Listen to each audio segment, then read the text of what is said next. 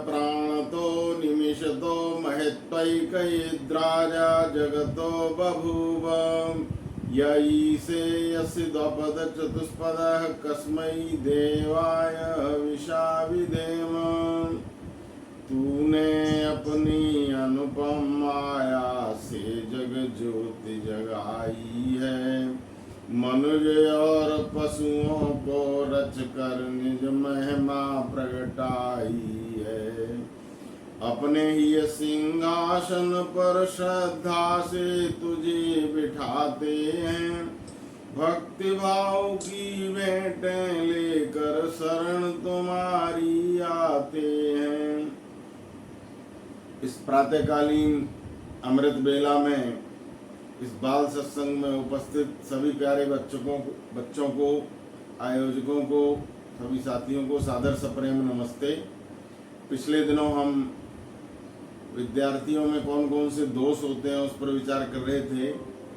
आज जो है वो 6वां दोष।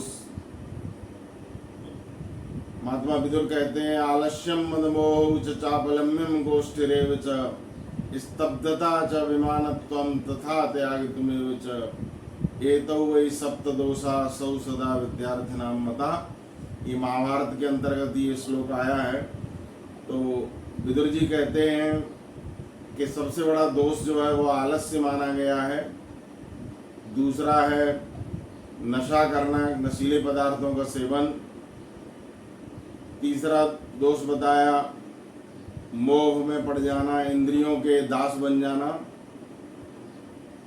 आलस्यम मदमोह चपलता, चंचलता चौथा दोष है। और 5वां दोष बताया था व्यर्थ की बातों में समय गंवाना, गोष्ठी आदि करना। और आज 6वां दोष है वो है स्तब्धता, जिसका अर्थ होता है कभी पढ़ाई करना कभी नहीं करना। कहने का तात्पर्य यह है कि हमारे शास्त्र ये कहते हैं, विद्यार्थियों के लिए नोट करने वाली बात है कि सभी विद्यार्थी अपनी पढ़ाई जो है वो नियमित रखें, नियमित दिनचर्या हो। आप स्कूल में जाते हैं, स्कूल के पश्चात घर पर कुछ काम घरेलू होते हैं, खाने पीने में कुछ समय लगता है, कुछ सोने में लगता है। उसके अलावा जो बचा हुआ आपका समय है उसको आप एक दिनचर्या बना लेंगे। इतने समय में हमको मैथमेटिक्स पढ़ना है, इतने में साइंस पढ़ना है, इतने में हमको हिस्ट्री, ज्योग्राफी, जो भी सब्जेक्ट है आपके, और उसमें नियमितता होनी चाहिए। महर्षि मनु कहते हैं वेदोपकरणे चैव स्वाध्याये चैव नैतिके न अनुरोधो अस्ति अनध्याये होमो मंत्रेषु चैव। वो कहते हैं वेद के पढ़ने में अथवा स्वाध्याय के करने में, यह आपका विद्या अध्ययन भी स्वाध्याय है एक प्रकार का। वेद के पढ़ने में, स्वाध्याय के करने में, और नित्य कर्म उन्होंने बताया था कि 5 प्रकार के यज्ञ होते हैं। वो कहते हैं इनमें कभी डिसकंटिन्यूटी नहीं होनी चाहिए, ये हमको रोज करने होते हैं। जैसे 5 प्रकार के यज्ञ पहले बताए थे। ईश्वर की उपासना पहला यज्ञ था, ब्रह्म यज्ञ। इसी तरह से देव यज्ञ जो अग्निहोत्र, हवन आदि। तीसरा बताया था माता पिता की सेवा। चौथा बताया था अतिथियों का सत्कार। और 5वां बताया था पशु पक्षियों का पर्यावरण की रक्षा। तो ये काम कोई ऐसा नहीं है जो एक दिन करना होता है। वो कहते हैं ये रोजाना करना है आपको, इसमें गैप नहीं आना चाहिए। तभी तो आपने देखा ना, कछुआ और खरगोश का उदाहरण की कहानी आपको सुनाई जाती है। तो खरगोश जो होता है वो आराम करने लग जाता है। कहानी सब जानते हैं, बताने की आवश्यकता नहीं, लेकिन कछुआ धीरे धीरे चलता रहता है तो वो आगे निकल जाता है। कहने का तात्पर्य है कि जिन विद्यार्थियों के जीवन में पढ़ाई में निरंतरता रहती है, कंटिन्यूटी रहती है, वो विद्यार्थी आगे बढ़ते हैं। ये जो 6वां दोष है वो है स्तब्धता। अर्थात कई विद्यार्थी क्या करते हैं कि पढ़ाई आज कर ली, फिर 15 दिन तक ध्यान ही नहीं देते। 1-2 दिन, 15 दिन, 8 दिन ऐसा गैप कर देते हैं। ये बहुत गलत है, ये बहुत बड़ा दोष है। विद्यार्थी अपनी पढ़ाई नियमित जारी रखें। इस संबंध में एक छोटी सी कहानी सुना करके अपनी बात को विराम देंगे। महर्षि दयानंद जी के गुरु थे गुरुवर बिरजानंद जी महाराज। और गुरुवर बिरजानंद जी महाराज बहुत ओजस्वी वक्ता, बहुत उच्च कोटि के विचारक, बहुत बड़े विद्वान थे। और बचपन में ही उनकी आंखें चली गई थी, लेकिन फिर भी बहुत कार्य वो कर गए। तो उनका एक नियम होता था कि वो वहीं पर रुका करते थे जहाँ पर पढ़ने पढ़ाने की बात हो अथवा राष्ट्र रक्षा की बात हो। राष्ट्र रक्षा की बात हो या पढ़ने पढ़ाने की बात हो तो वो रुका करते थे, नहीं तो वो चल देते थे, उस जगह पर रुकते नहीं थे।